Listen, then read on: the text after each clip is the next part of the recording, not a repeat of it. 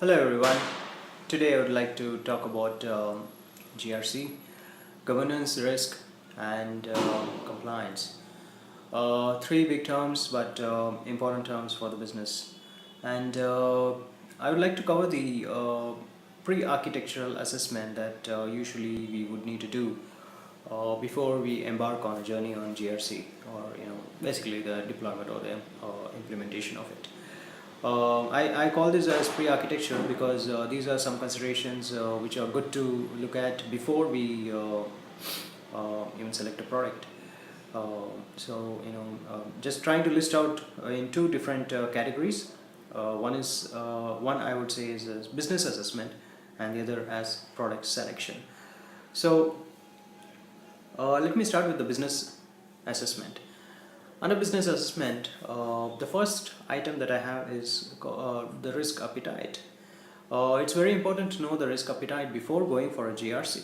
Though the middle term is risk, or it still helps us to understand why the business wants to go for a GRC solution. Does the business have some definitions of risk and being practiced by the business and the key stakeholders, or are we looking at a business which doesn't have any kind of definition inside? So these are the ones that I would rather look for when it comes to risk appetite. The next is a business objective. The business objectives are varied based on which business we are looking at and which industry it basically is in. That will throw us some light on how the business objectives are going to be. Is it public? Is it public sector one or public industry? Is it based on private industry? So all this does matter to know before we go for a GRC solution and how it actually shapes up.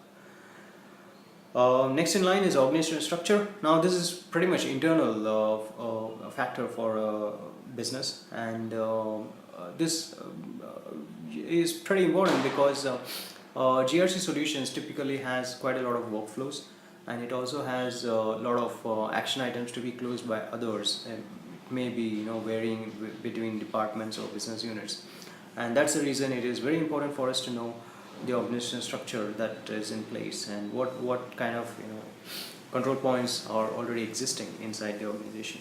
That will help us in defining certain things inside the GRC solution. Next is the technology roadmap. Every business will have its own technology roadmap. Some will be based on physical servers. Some may be visualization. Some are on SaaS. Some are on cloud. So all that will help us to decide how we want our GRC solution to be, so that it maps to the the culture and the alignment, what we call as IT alignment. GRC can align better when we understand the current technology roadmap for the company. This will also help us in ensuring that we choose the right GRC tool, so that in terms of any kind of interfaces for automation or integration is already looked at when we go for the product selection. Choosing a product which doesn't integrate into a cloud, if it's not able to transact with a cloud-based application, then we may have some challenges. So this is just an example. So it's very important to look at the technology roadmap before going for a GRC tool selection. Next in line is process appetite. This is something that I have included here because just like a risk itself is a process, and just like that, just like risk, if we have other processes which are not in place, or if the business is highly process oriented, it's better we have an understanding of this before we go for a GRC implementation.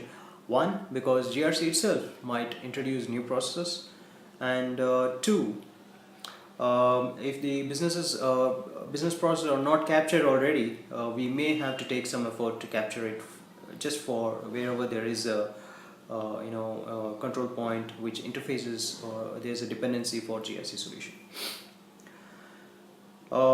Next is the automation maturity level. Now, when it comes to the automation maturity level, what I'm trying to emphasize here is what's the level of automation that the organization is on. What's the kind of roadmap they have there? Uh, are they are a lot of tasks being done manually? Are there a lot of automation already in place? These are the things that it can be a kind of a qualitative assessment, that analysis that we can do just by looking at how the business operations are carried out. That will help us to understand the automation level that is in place. That usually speaks of the IT maturity also, because most of the automation we would be using technology, and if the technology is really robust, if it's really managed well, we would have quite a lot of automation in place.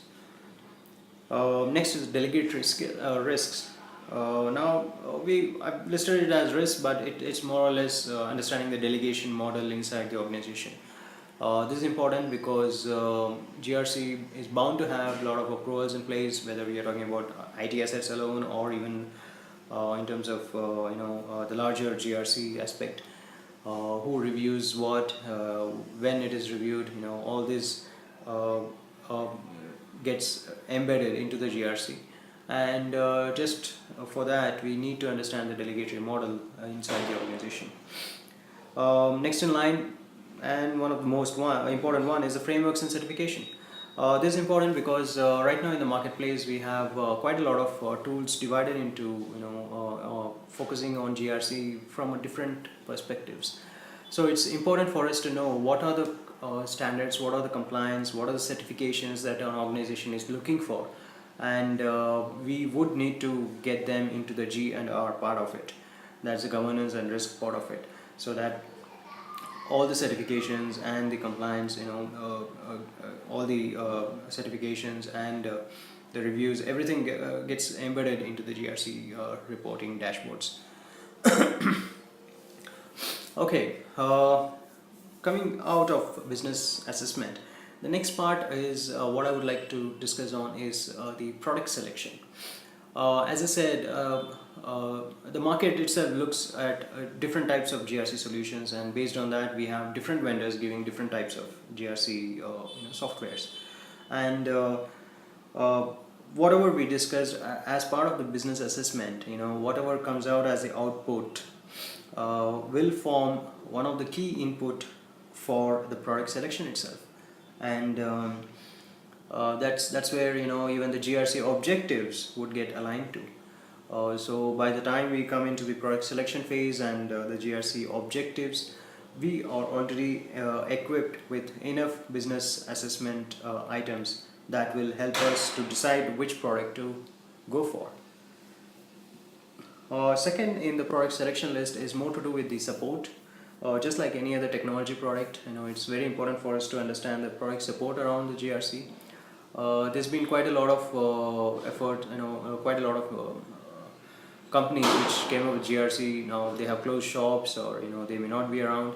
So it's important for us to choose GRC which has good service levels and good support levels. Next, in terms of the product itself, I'm focusing on the reporting elements. Now this is important because as you know, GRC itself, one of the objectives of GRC is to have dashboards and to answer all the questions that we may have for an organization with respect to GRC. And that's the reason reporting elements are important, primarily because we might get questions from different point of views: audit, compliance, the board, the management, and based on that we should be able to address those questions through the GRC system. And that's the reason the type of reports that a tool can come up with is important here, and what else the product can give, the product vendor can give, it becomes important. Integration capabilities. On the compliance side, there is quite a lot of things that might come up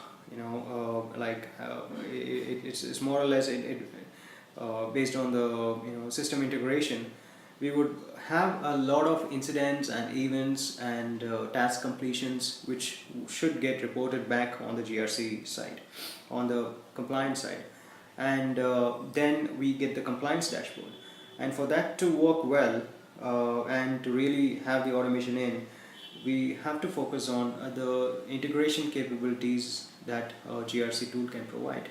Otherwise, we may be looking at integrating quite a lot of manual efforts, or customized modules to be set up, developed, which may enhance the current GRC product. If it's already available, it's well and good. It's a good thing to have. Capacity management.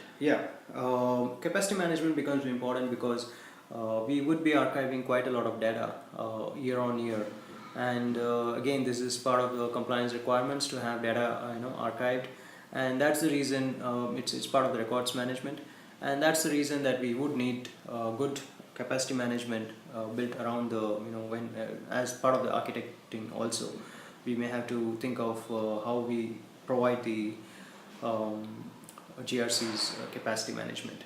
And also in terms of retrieval of data, we may need some data which is 4 or 5 years old, and we may just put in some question and we should be able to get those data back. And that's the reason capacity management, along with the backup and restore options, or the archiving and retrieving options, becomes important there. Workflow flexibilities. In terms of workflows, yes, organizations do change. They become big, they become small, they change shapes, structural changes. We should have a GRC which is able to accommodate all these changes, and the quicker the better. So that's the reason we should have flexibilities in the workflow and changes of the approvals, changes of action items from one person to another. All this is important, and it's good to have from a daily operation point of view for GRC. Next in line is the solution integration. Just like the system integration I just spoke to you about, solution integration is about siloed solutions which each department and business units might have, and GRC being a kind of monitoring tool for all of them. We would need inputs coming from all these different solutions, and they have to map into the GRC solution so that the GRC can work. And this also forms one of the important angle apart from the system integration that I spoke about, and both of them will be important. So thank you guys.